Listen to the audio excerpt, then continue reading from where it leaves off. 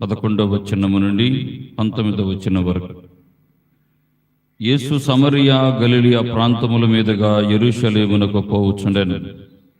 ఒక గ్రామము అడుగు పెట్టగానే 10 మంది కుష్ఠరోగులు ఆయనకు ఎదురైరి.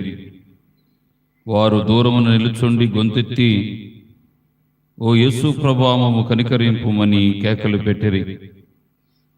యేసు వారిని చూచి, మీరు వెళ్ళి యాజకులకు కనిపింపుడు అని చెప్పాను.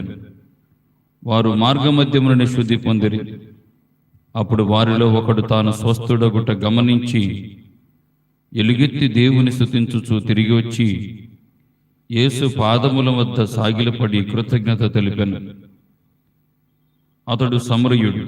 అప్పుడు యేసు, 10 మంది శుద్ధులు కాలేదా? మిగిలిన 9 మంది ఎక్కడా? తిరిగి వచ్చి దేవుని స్తుతించువాడు ఈ విదేశీయుడు ఒక్కడేనా అనెను. పిదప యేసు అతనితో, నీ విశ్వాసము నిన్ను స్వస్థపరిచినది.